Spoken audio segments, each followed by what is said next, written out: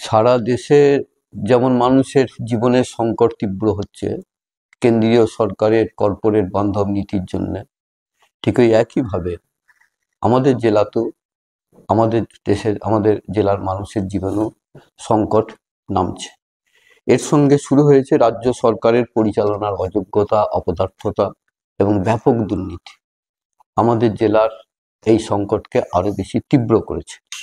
একসময়ে শস্য ভাণ্ডার বলে পরিচিত আমাদের জেলা, পূর্ব বর্ধমান জেলা, আজকে কৃষি এবং কৃষক ধ্বংসের মুখে।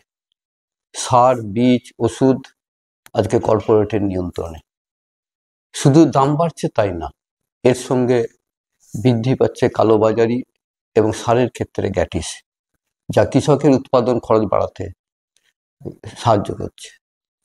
ইতিমধ্যে আপনারা দেখেছেন যে কৃষক ফসল আলু বিক্রি করতে 6 থেকে 7 টাকা কেজি দরে, আর সেই আলুই কৃষককে কিনতে বাধ্য হতে হচ্ছে 30 থেকে 35 টাকা। যে পেঁয়াজ বিক্রি করছে 5 থেকে 6 টাকা, সেই পেঁয়াজ কিনতে হচ্ছে 40 থেকে 50 টাকা কেজি দরে কৃষককে। এর সঙ্গে ফসলের ক্ষতিপূরণ আজকে কৃষক পায় না।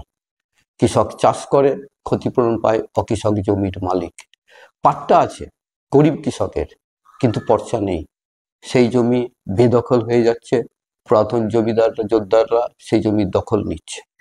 ইতিমধ্যে বোরো চাষের সময়ে খামখেয়ালিপনা জল ছাড়া, বামফ্রন্টের সময়ে নভেম্বর মাসের মধ্যে প্রতিটা বছর জলের ঘোষণা হতো। এখন জল ছাড়ার ক্ষেত্রে খামখেয়ালিপনা আজকে উৎপাদন কমিয়ে দিচ্ছে। শুধুমাত্র কৃষি ক্ষেত্রে না, এর সঙ্গে শিল্পক্ষেত্রে একই অবস্থা তৈরি হয়েছে। কোথাও কোনো শিল্প নেই জেলায়। যে শিল্প ছিল, করার প্রচেষ্টা ছিল বামফ্রন্টের আমলে, বিদ্যুতের কারখানা, জমি অধিগ্রহণ হয়েছিল, সেখানে না হয় চাষ, না হয়েছে কারখানা। নতুন নতুন যে কারখানাগুলো, যেভাবে কয়েকটা ক্ষেত্রে কারখানা আছে, আমরা সেখানেও দেখছি শ্রমিক শোষণ চলছে তীব্র। এই জন্যে আরপিএফ এর তোলাবাজির বিরুদ্ধে ট্রেড ইউনিয়নকে আন্দোলন করতে হয়। মঙ্গলা নার্সারিতে অবসরকালীন ভাতার জন্য ট্রেড ইউনিয়নকে আন্দোলন করতে হয়।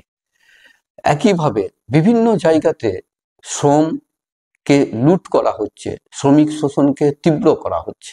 আমাদের জেলার গর্ব ছিল কালনার সরু সুতোর কাপড়, কাটোয়ার মোটা সুতোর কাপড়, যা আমাদের দেশের বাইরেও বিদেশে যেত।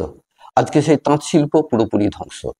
আজকে তাঁত শিল্পী পরিণত হয়ে গেছে শ্রমিকে। তারা মহাজনের কাছে সুতো নেয়, রং নেয়, তারা তাঁত বুনে। আজ থেকে 4 বছর আগেও এই ধরনের তাঁত শিল্পী শ্রমিকরা পেত একটা কাপড় বুনে 450 থেকে 500 টাকা, এখন পায় 200 থেকে 250 টাকা। ফলে শোষণের তীব্র আকার ধারণ করেছে। বড় বড় গোডাউন তৈরি করছে আদানিরা। এই কয়েকদিন আগে যে চালের দাম ছিল কুইন্টাল প্রতি, মাত্র 7 দিনের মধ্যে 400 টাকা করে দাম বৃদ্ধি হয়ে গেল। গোটা মাঠ পেপসির আলুতে ভর্তি হয়ে যাচ্ছে। কৃষক জানে না কোন ফসলের কি দাম হবে। আজকে দাম বাড়ছে, কালকে কমছে। ফলে কৃষক হঠাৎ করে ধ্বংসের মুখে দাঁড়িয়ে যাচ্ছে। অনুরূপভাবে কৃষক সহ অন্য সমস্ত মানুষের জীবনে সংকট তীব্র হচ্ছে। কর্পোরেট জমি, জঙ্গল, নদী সবকিছু দখল নিচ্ছে কর্পোরেট। খড়ি নদীর জল, কৃষ্ণা, টিসুর অশোধিত জল, দূষিত জল, আজকে গোটা খড়ি নদীর উপর বসবাস করা হাজার হাজার মানুষের জীবনে অনিশ্চয়তা নামিয়ে এনেছে। দুর্গন্ধযুক্ত জল, সেই জলে যে উপরে যারা নদীর পাড়ে বসবাস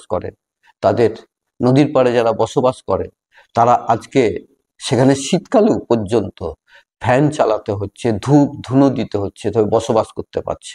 জলের দূষণ শুধু মাছকে মেরে দেয়নি, জলের দূষণ নদীর পোকাকে পর্যন্ত মেরে দিয়েছে। একসময় যে জল পান করত নদীর পাড়ে বাস করা মানুষ, আজকে সেই জলই গরু, মোষ, আজকে হাঁস, তাদের মৃত্যু ঘটছে। মানুষ সেই জল কোনো রকমের হাত দিলে সেখানে চর্মরোগ হয়ে যাচ্ছে।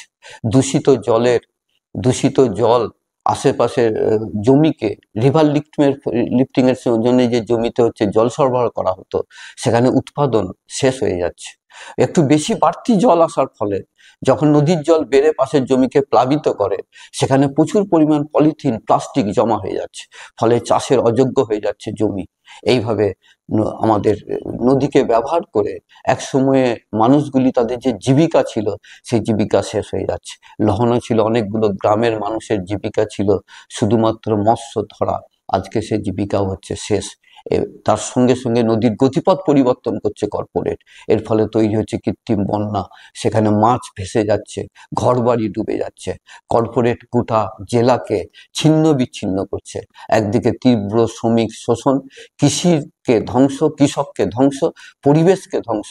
এই সমস্ত কিছুর বিরুদ্ধে এই সময়কালে আমাদের সংগঠন, আমাদের মানুষকে ঐক্যবদ্ধ করা, শ্রমিক কৃষক খেতমজুরকে ঐক্যবদ্ধ করা, সাধারণ মানুষকে ঐক্যবদ্ধ করার কাজ আমরা করে যাচ্ছি। আমরা চেষ্টা করছি যাতে মানুষের মধ্যে বিভাজন বিদ্বেষ তৈরি করতে না পারে, শুধু মুনাফা লোটার জন্য বিদ্বেষ বিভাজনের বিরুদ্ধে মানুষকে ঐক্যবদ্ধ করে মানুষকে বাঁচাতে হবে, রক্ষা করতে হবে, পরিবেশকে বাঁচাতে হবে। এই কাজ এই সময়কালে আমাদের সব থেকে গুরুত্বপূর্ণ কাজ হিসেবে আমরা গ্রহণ করেছি।